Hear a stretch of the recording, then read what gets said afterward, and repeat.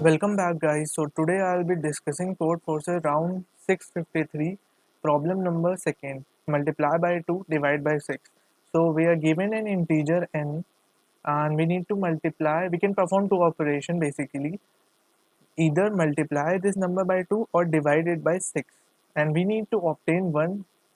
If we can obtain 1, so we need to print the minimum number of moves taken to reach 1 from n, or if we cannot, we'll need to print -1. So let's look at the test cases. So for the first test case 1, as it is already 1, we don't need to apply any operation, so the answer is 0. For 2, so no matter how many times we multiply 2 to this number, we'll not get 1.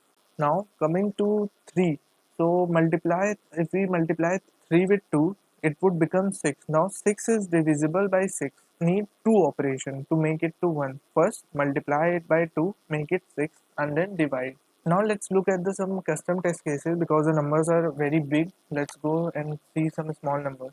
So 24 is the first example I have taken, and for 24, if we break down, so it can be written as this number, and if you look, we can divide. So 6 is composed of two numbers, 2 and 3. We can multiply any number with any number of times by 2. So what we need to look here is this 6. If any number is 36, that would be divisible. If any number is 36 into 6, means any number to the power of 6. If we can make any number in this form, then it would be divisible by 6 and we will get our answer. But in this case, as you can see, the number of 2's is not equivalent to number of 3's.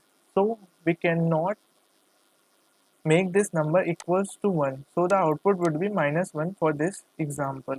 Now for the second example, the value of n is 2, and we can break it into this. 2 into 5 would give 10.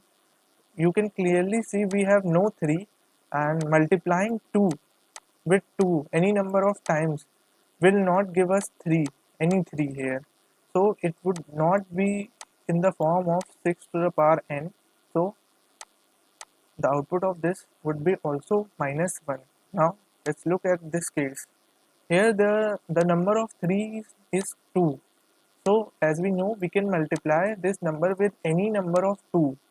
So what we'll do is, as the power of 3 here is 2 and there is no other number, so we'll multiply this with 2 times 2, then divide it with 6 to the power 2, as this number would be represented in the form of 6 squared, that is 36. So the output of this would be 3, as we need to multiply it 2 times, and the third time we'll be dividing it 2 times with 6, so the output would be 4.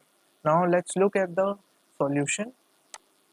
So this is the solution. Take the test cases, then take the number given. Now S1 and S2. S1 will be representing the power of 2 present in n, and S2 will represent the power of 3. So what we'll do is, if the number is divisible by 2, then go in this while loop and increment the value of S1, and same goes for the value of 3. If this value is divisible by 3, then we'll continue and add it. Now if n is equals to 1, means if we are able to means the number is only composed of two multiples of 2 and 3, then we'll go inside this if, else we'll be printing -1. Now inside this if the number of 2's are less than or equals to the number of multiple of 3, then we'll go inside, else it will be not. Like in this case, you can see clearly when the number of 2's are bigger than the number of 3's present here, the power here of 2 is bigger than 3. So we cannot make 3 equivalent to this power because we can only multiply this number by 2.